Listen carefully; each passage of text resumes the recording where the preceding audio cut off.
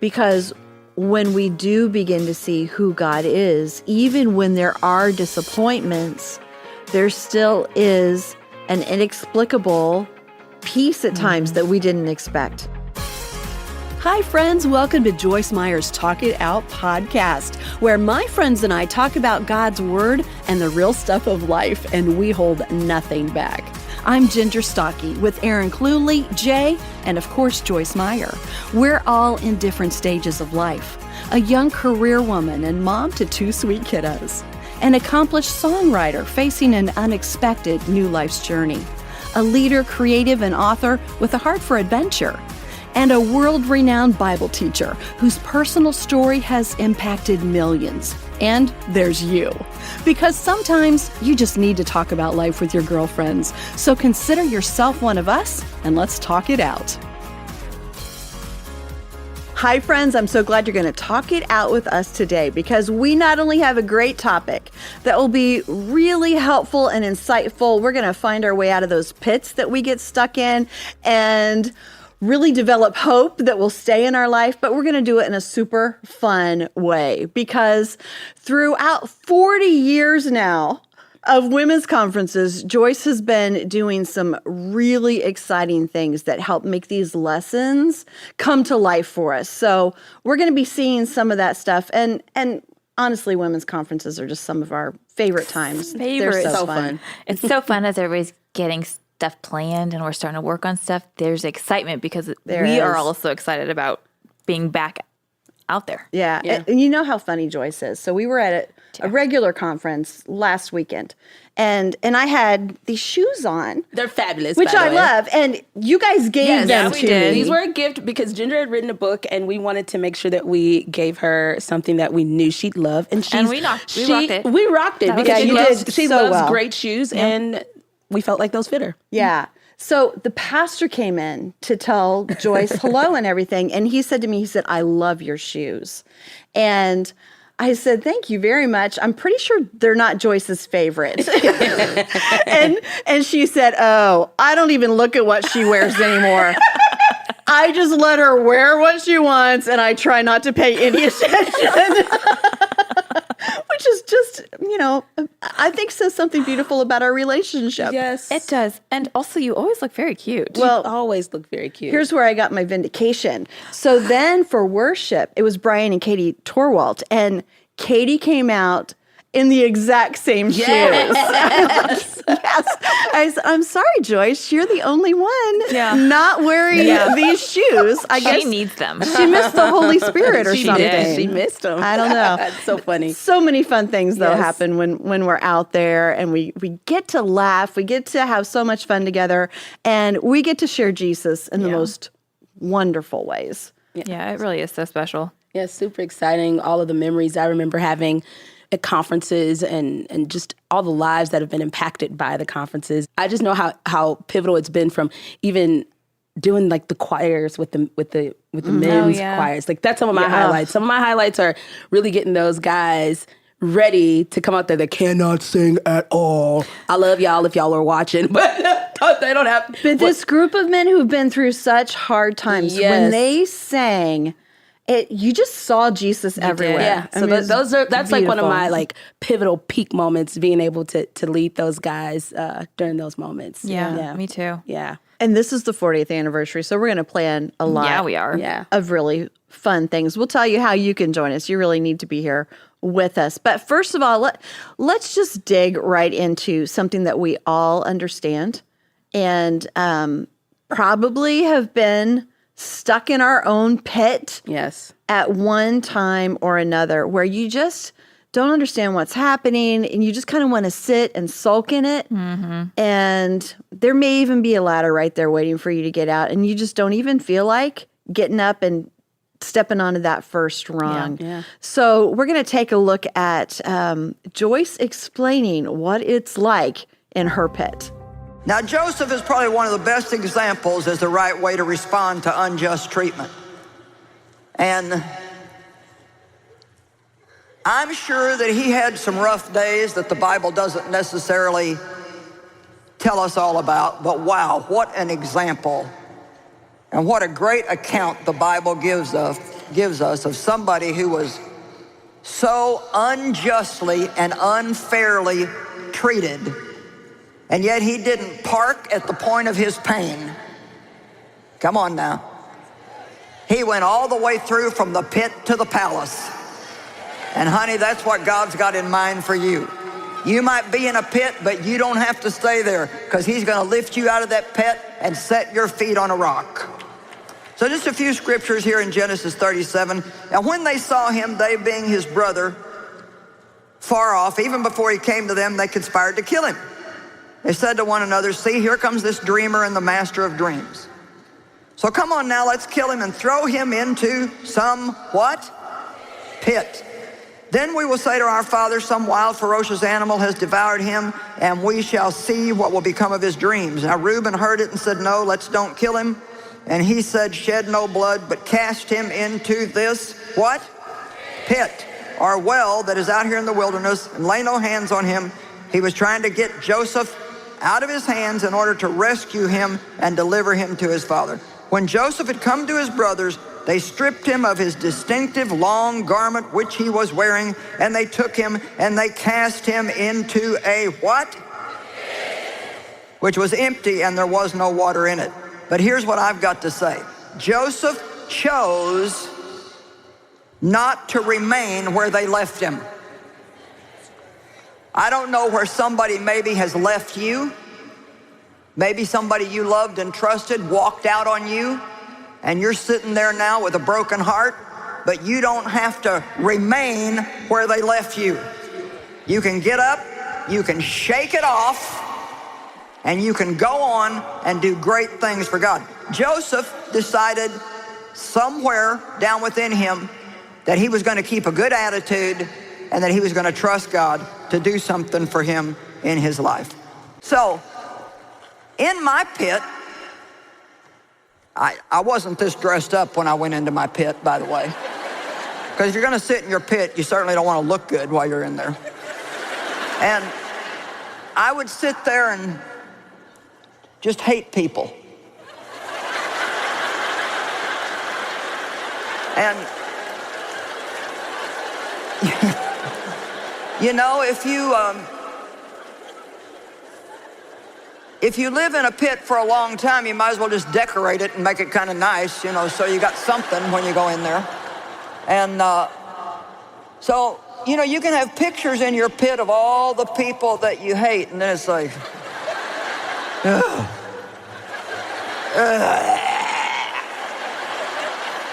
boy, I remember what you did to me. And if you think I'm ever going to forgive you, I'm not going to forgive you. I hate you. And then I could just feel so sorry for myself. Dave plays golf, and he doesn't even understand what I'm going through. When I try to tell him, he just says, cast your care.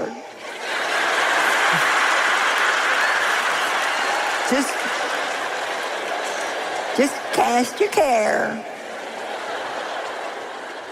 And then I had this book of remembrance. I was so dumb. I actually remember one time getting out a pad of paper and writing down on a piece of paper everything that I thought was wrong with my husband. Well, the last list I made one of everything that I thought was right with my husband. God has changed me. Amen? Now, here's the thing. You know, we said, oh, God, you got to change me. God, you got to help me. God, you got to do something. You got to do something. Remember what I said last night? The first thing that Jesus said to a lot of the people that he encountered was, get up, make up your bed, and go home. And what he meant was, get up, get some gumption, shake that junk off, decide you're not gonna live like that anymore, and let's clean up the mess and leave no evidence that you were ever in that kind of a situation. If I may make a suggestion, this is an episode that you really need to watch. Yes. So if you're a regular listener of the podcast, we love you. Thank you so much. But you might want to grab this one on video because it's so visual what Joyce is sharing. And I love her because she says the stuff that no one's supposed to say. We're all thinking it. It makes me Exactly. feel so I sat there normal. hating people. It's like, I'm not the only one, that has these issues. So I appreciate that so much. And any connection to hanging out in the pit for you guys? Yeah. I mean, of course we do. I always think of Joyce when typically my pit comes out on a Sunday specifically, which is terrible. Often we've just gone to church. I know it's very specific. It's a specific church? yeah. It is. Or a Saturday. But like if I am doing things around the house and I'm the only one working really hard and everybody else is playing or napping, then I think of Joyce often because she'll tell those stories of how she'll get so frustrated. So then I'll start thinking I'm the only one who does anything and I work so hard. And so I find myself spiraling like she's talking about, hating anybody near me. Yeah, I just know, like, first off, I do want to talk about those illustrations. That's one of my favorite parts of WC is the different, like elements of creativity that happen. So like that one was one that really stuck out to me with the pit and the pictures and things like that, because it really made it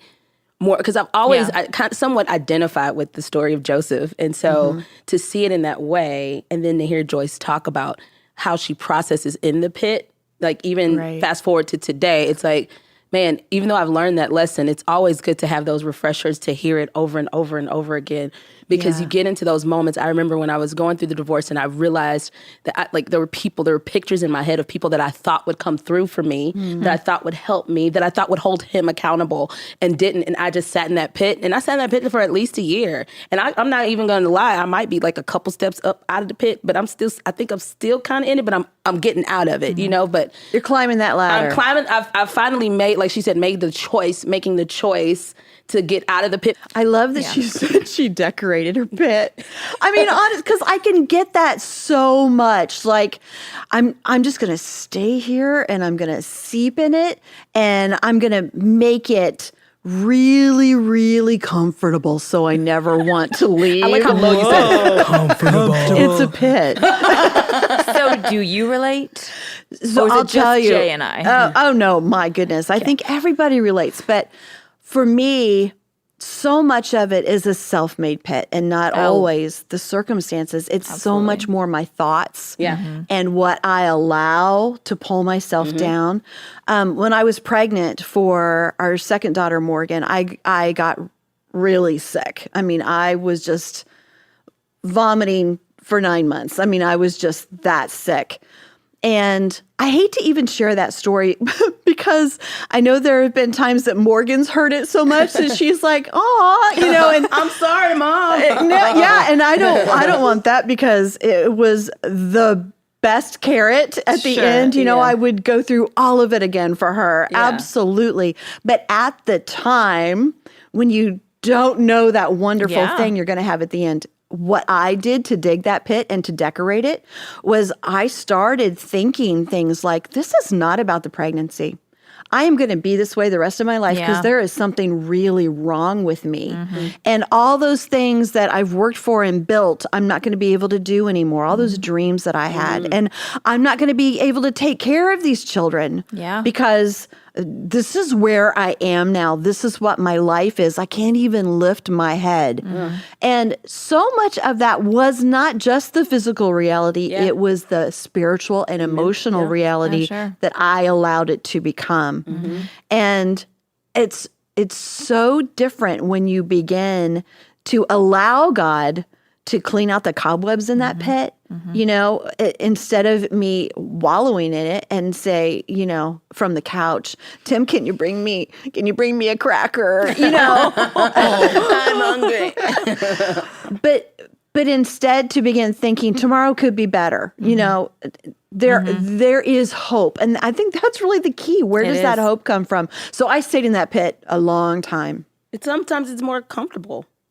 That's very it's true. miserable, but sometimes we're miserable. We're miserable people sometimes. Right. We want to feel, especially if people aren't babying us like we feel like we should be, like, while you're cleaning up, if people aren't like, Mom, you're doing such, you remember those commercials where the mom used to, like, I don't remember what the food was, but she would like be cooking, and then before they come in, she'd throw like flour on her face. Yes. So, So she was really, working hard. So laborious. But like if people aren't like pampering us, like, or giving us even if it's like the attention that we may need or deserve, we sometimes feel like we need to give it to ourselves. It's like, so then we stay there and we decorate, and we stay in that pit, because it's like, well, if no one else will pity me, I will pity myself, And you can easily just jump in there. Yeah. Like it feels safe and cozy and familiar. Yes, but it's still miserable. Yeah, it's it still is. miserable. It is. Like it's not a fun place to be. And instead of holding on to that hope of this thing that God was doing in my life, in our family, in my body, this child that was coming, I allowed my mind to dwell on the thoughts that Satan was giving me that were lies, that were, this is more, this is deeper, I'm going to be like this for a long, long time. And so much of those thought processes is what can change us. And having a hope, a glimmer of hope. So we're going to help provide that for people as we talk through this too. Yeah, that hope is so important. It's 9 months, let's validate you for a second. That's a long time to be that sick. Like, I remember being sick for 3 months. First trimester, and then thinking that was forever. But 9 months is a long time. It was a long time. That is why I have 2 children. And that was the end. But they're wonderful, and I'm so glad. But no, you're right. It's hard stuff, and we go through so many hard things, whether it is something physical or it is something that stole part of our life away, like an abuse situation or something where our life drastically changed, or a disappointment, or we didn't get what we want. It's so easy to be, as Joyce said, stuck in that point of our pain. Yeah. We need to learn how to reach for something bigger than ourselves. But you just touched on something that's really heavy, like when you think of people that are in really tough situations right now and feel stuck there. Like, you also have to think about the fact that I'm sure Joseph went through moments when he was thrown into the pit by his brothers, that like took his coat that he was very proud of, that his dad just gave him, and literally like just left him for dead. And and it's like there are moments, if you're out there and you're having those really tough moments where you were thrown. I'm sure Joseph didn't just pop up and be like, I'm pretty sure he was thrown in there and like, wait a minute, what just happened? Like, and then really probably felt sad for quite a while, honestly, because that's hurtful to think about. My brothers, like, and he was the baby, so he looked up to these people too. So you're going through a tough time.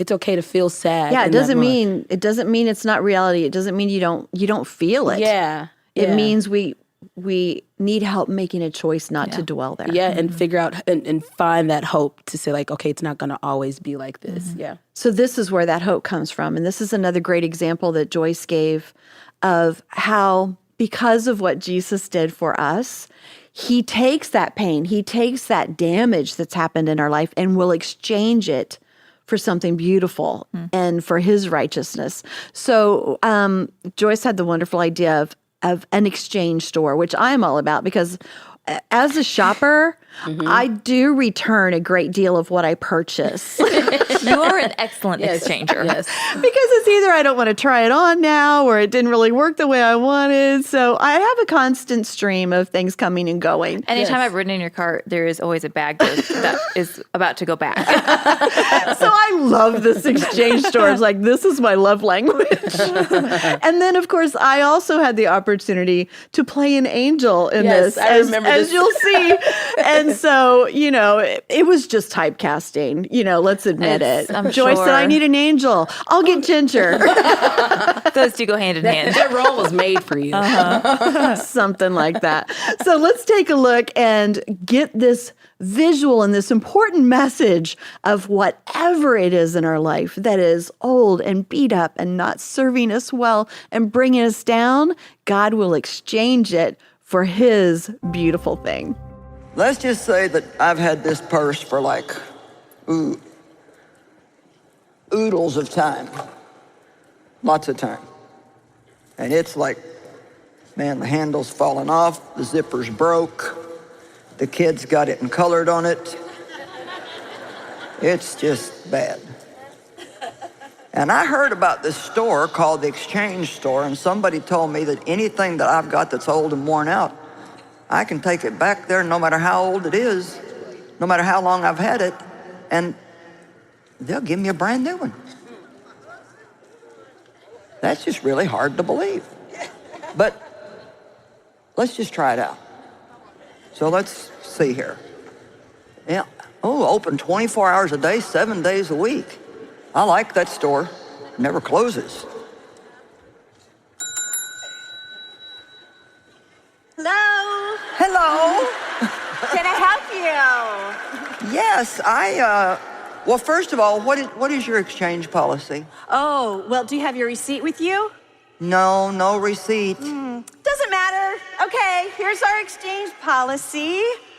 One rule. Ask and you shall receive. That's it. That's it? One thing? Ask and you shall receive? Well, this is really pretty bad, but Yeah, you have well worn that. You've worn it Somebody- well. I'm asking if I could trade this in for a brand new one. You said the right thing. Can I make a little special request? Sure, we'll listen. Can I have one with sparkles? You want sparkles? I like sparkles. You know what? We knew that. Okay. All right, we're ready. How about this one? Thank you so You're much. welcome. I'm going to come back here See again. you next time. Is this just not the best ever? This is so good. It's so good. So good. Such a great way to really understand that exchange policy. Yeah. That it isn't like you've got to be within this window. You have to Yeah. have the right paperwork. You can't have worn it outside because that's how it is with shoes. Yes. So Yeah, that's true. it's none of that stuff. And when Joyce did this, she also had a woman come to the exchange store with, just heavy, torn, dirty, just so much heaviness on her, and exchange that weight and that heaviness in her life for something light and airy and beautiful that only God can give us. And so it's a wonderful visual, but it's more than just that. I mean, we have all had those things in our life that we thought there is no returning this thing. Yeah. I have made a mess out of this, or somebody else has hurt me in a way that there is no redemption. And God never says that. He never has a situation that he says, there's nothing I can do with this one. Right. Yeah, I thought that was such a beautiful illustration because it also shows how simple, almost like a prayer could be. Mm-hmm. Like for me, that was what that was. Like that exchange between you and Joyce, just how simple it was. That's just how simple and how easy and how normal and how communicative it can be just to have a relationship and communication with God and just say like, hey, God, I got this junk and I've used it and I've worn it. And as you said, it was well worn. Yeah. It's like, it's ripped up. Like Yeah. even if my heart, it's ripped up and And we don't even want to ask. we don't want to ask because it feels it's so ugly. And for some reason, and like I thought it was so powerful. Like for some reason, we're embarrassed about what we have to give to God because it's worn. Yeah. and we don't want to show how worn it is. But like even what you said, as the angel when she requested the sparkles, you already knew it. So it's like God already knows what we want, and He already has the desires of our heart. We just have to ask, and then we can receive it. Yeah. I think after hearing that, like now as the mom of little kids and we're having conversations about some of the basic things of our faith and what they mean, I cannot think of a better way to explain like what it means when Jesus lives inside of you and when you commit your life to Him, that it doesn't matter what you bring Him. Like I've grown up in the church, and so I know those things. But to hear her break it down so simply, that it doesn't matter what I'm bringing, I will be met with love and forgiveness and redemption, that it's that simple, is really eye-opening to even those of us who grew up in the church. Yeah. Because we make it more complicated. And it really is just an easy exchange like that. You know what the hardest thing I ever took to the exchange store? The hardest thing that I ever asked God to take from me, and it was really, it was a long process, because I felt shame, and I felt like it wasn't something that I was allowed to give to him. And that was my anger. Like, I held on to anger for a long time, because, like I said, you know, it's not how we're supposed to feel as Christians. It's not how we're supposed to do it. And so that was one of those things that I thought, I just have to hide this one away where no one can see it. Yeah. And somehow thinking like, God will forget about it if I hide it deep down enough. And with so many things in our life, whether it's anger or shame or hurt or disappointment, they work their way up. It's like so many things in our life that no matter how hard you shove it down, it just works its way up. And there finally came a time where I just couldn't deal with it anymore. And I just remember laying on the floor and crying out to God and saying, I'm so sorry that I've been so angry at multiple things for so long, but especially so angry at you.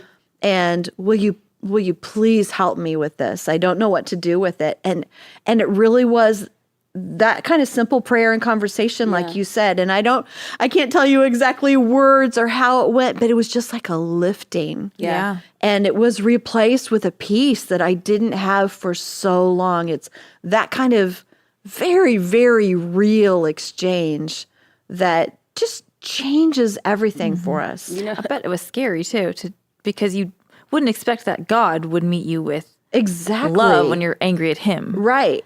I mean, you do kind of expect that. Who are you, Right, to right. be angry at me? Because that's how you feel. You still have the anger. You still don't like what you think God did or didn't do. Yeah. Yes. But you also think, well, I can't present this to God because I'm nothing and he's God.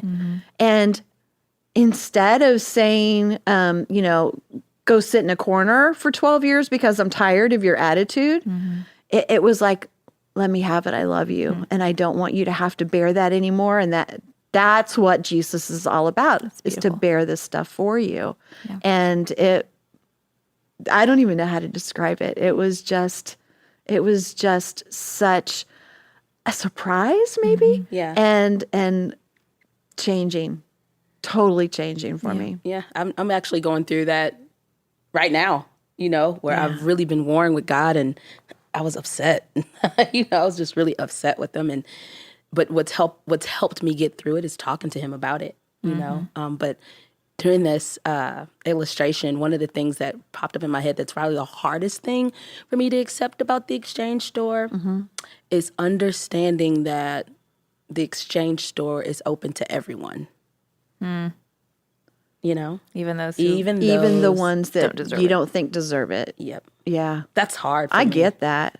I don't want him to get a shiny bag, Yeah. And that's hard. Like, that's what I just sat there like, man, like you think about it for yourself, like, oh, it's so great, but then you think about, oh, that exchange store is open 24/7 for everyone. So that's something that's what I've had to war with God with too, is That understanding. makes a lot of sense to me. That would be hard to come to grips with. It's just when you believe, because then it's like, okay, your word says you reap what you sow. And then I had to like stop worrying about that, and he just said, like, let me take care of it. Like, just let me take, and that's something I've had to exchange to him. Yeah. I've had to exchange wondering what's going to happen to the people that hurt me. Right. Like I have to actually not care. Like, so I've actually had to continuously give this to God. Like, God, I care again if he got an exchange, like, cause that hurts. Like, so. That verse that God is my vindicator. I mean, honestly, it's like so much better for us when we can not care what God does in anybody else's life. And it's not natural. And it's so hard. Yeah. let him be the salve in our life that we Exactly. need. And realize that when that other person does get this totally unfair exchange, what I got was very undeserved too, Yeah. in a different way. Yeah. But the fact that God will still not just say, okay, go on your merry way. He will teach us all lessons. Yeah. We will still have consequences of our choices. Having an exchange store doesn't mean there are no more consequences. I think that's good for to your point out. choices Yeah, I in think the that's world. important to put out there, because you still have to be mindful Yeah. about what you do to people. Right. Because I do believe you reap what you sow, but then also, as on the other side of things where I can't spend all my time worrying about what they're exchanging or not exchanging or getting or whatever. I have to take that to God and exchange my concern about that, and just, like you said, allow him to heal my heart and exchange that bitterness and wanting to have vengeance of my own, and give it to God. The other thing that's great about this is God doesn't run out of stuff. So it's not like there's only 3 on the shelf, and once they're gone, So true. somebody else got there before I did, and I'm not going to get one. Yeah. So and the sale never ends. You know what I mean? It's all those things that really helps so much, where we can be glad for other people. And I'm not talking your situation. I'm just talking in general. When somebody gets what we wanted and we didn't get it. Yeah. That's hard stuff. It is. But it's usually because there's something better that God has for us that we don't realize yet, that we don't see yet, because he never runs out. Yeah. And his plans are so unique for each of us. Yeah, So right. when I exchange whatever I'm exchanging, it's different than you and you. So his plan for me is different, and he's loving me the way that I need to be loved, or meeting where I am. So I don't have to worry about you getting my stuff, because mine is so Right. different than yours. Yeah. I think it really comes down to understanding the hope that is in Christ, that there is no comparison in the world. Yeah. There's nothing that my logical thinking can figure it out. Oh, this is how it is. It's just like this. And so knowing that there is a hope that I can hold on to beyond all circumstances, beyond everything that makes sense. And then, as Joyce will explain in this next clip, being so strong in that hope that you can't get away from it, and that nothing can pull you away from it, to be a prisoner of hope. So she had a great way to describe where that hope comes from and how it can be a constant staple in your life. Oh, one of my most yummy scriptures is Zechariah 9:12. Let's put it up. Return to the stronghold of security and prosperity, you prisoners of hope. Uh-oh. Even today do I declare that I will restore double your former prosperity to you. Now we're going over the edge. Okay, now look. God promises us that if we will become prisoners of hope,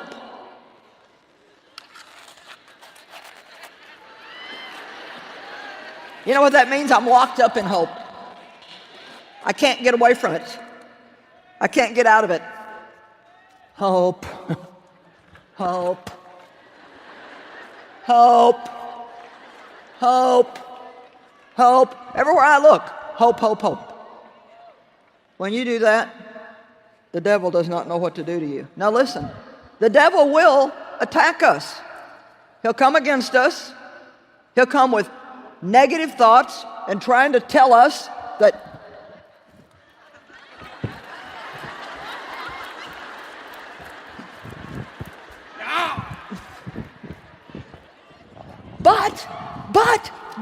but, woo-hoo, woo-hoo. Na na na na na na. Na na na na na na na. He can't get to us as long as we remain prisoners of hope. Amen. Oh my goodness. You have to watch that. Yes. Because if you're just listening, it makes What is Joyce no, doing? what is happening? But so funny. It's so fun to hear, though. But really there is something about hope that being a prisoner of it is so important. It's such a good thing because hope is an intangible, right? We can't see it. We can't touch it. We don't always have evidence of it. And so it very easily slips away from us if we don't have that tightly wrapped around us, knowing who Jesus is, knowing what he'll do for us, even when we don't see it. And I can be one of those people that can almost be like a yo-yo of hope, where it gets further away and I pull it back and then I throw it and then I pull it back. But God puts up with even that. So if I can step in there and become a prisoner of hope, so I'm saturated in it instead of the other ways that I tend to deal with it sometimes, it really makes a difference. Do you think you can hope too much? Your answer would be no, because that's what she just told us. But do you feel... Thank you for making it easy for Yes, thank you for answering. We can move on. No, do you think that there are... Like if I get my hopes up, I'll get hurt? Yeah. Or like, I was just talking to someone about this the other day. Do you not pray for someone to get this job or whatever it is, because what if they don't get it and then they question God or whatever? So I'm of the mindset, you have hope until you're told otherwise. And it's not that you can't, I don't want to pray for my sports team to win, because I don't think that's what's important. But I just wonder, there's such a, do you? Yeah. Do they win? Well, not every time, no. But I always think there's people on the other team praying too. So, that's... You win some, you who's win some. more Exactly. saved? No. Right. but I think God lets us pray about anything, and I think he wants us to hope about everything too.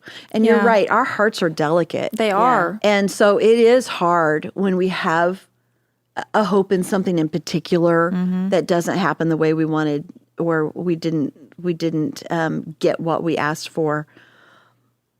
But when I look at the two choices, A or B, am I going to hope, or am I going to have no expectations and be negative throughout? And then I was miserable the whole time. Yeah. I'd rather have the hope. And because even when there is disappointment in that one thing, there is still hope for a future in Christ. Right. And there is still hope for knowing he has something better. And I know that's hard to say when big things in our life fall apart. I mean, let's talk about, we lose someone we love that we were praying for them to get healed. It's so hard. Yeah. There is hope in it that God will heal our hearts. I mean, otherwise we stay in that pain. We're back in that pit where we started. Yeah. So it is kind of that cycle. If you don't have a way to get out of the pit, and that's through the exchange. And if you don't have a way to be a prisoner of hope and know that exchange is lasting, that it's eternal and not just what we do or don't get in this season of our life or even in this world, it's such a big picture thing. But it's a great question, Erin. Yeah, and I think up until these past few years with the big thing that happened in my life, I've always been a pretty big person about faith and hope, and always, believing God's going to come through. And my prayer used to always be like, God, if this is for me, swing the doors wide open. And if it's not, slam the door shut. I've always prayed that prayer. And honestly, when doors would shut, I'd be like, okay. But it didn't shake me until it affected my marriage. And that was the one that was like, whoa, I wasn't expecting that.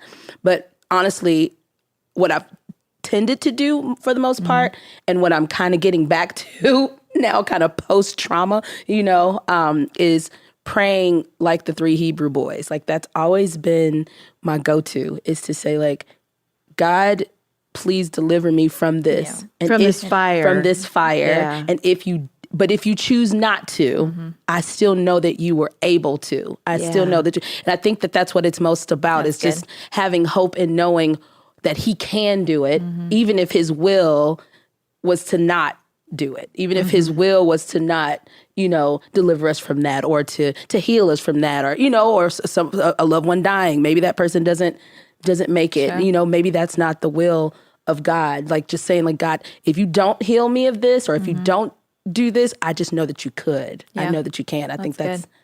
One thing I think that you both said that I think is so important in that is it's not putting our hope in that circumstance to turn out the way we want it to. our hope, and Joyce says this, our hope is in Christ. So regardless of if I get the thing I'm hoping for, ultimately it's in him who I know is good and is for me. So even if he doesn't, then he's still good. It's so hard though. But it is hard. It's really hard because we glamorize victory so much We do.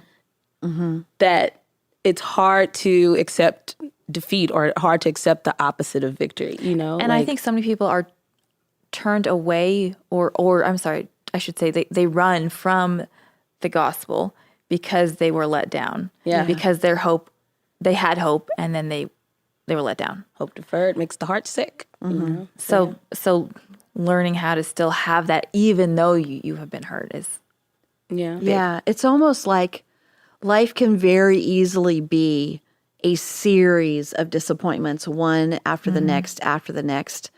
And that is really a life without Christ. Yeah. Because when we do begin to see who God is, even when there are disappointments, there still is an inexplicable peace at times that we didn't expect. There's a joy even when we're not happy. There are things that God gives us that provide our hope that are so much out of the realm of what we understand in a physical plane, that it's a spiritual place. That's true. And it doesn't mean it's not real, because it's probably more real than anything we're seeing right here, right now. Yeah. But that's the hope that I love holding on to when I've had a whole lot of other really hard things that have hurt. I love that. The imagery of being a prisoner of it is beautiful though. Yeah. Like It is. being like it's captured me. Yeah. You know? Like Yeah.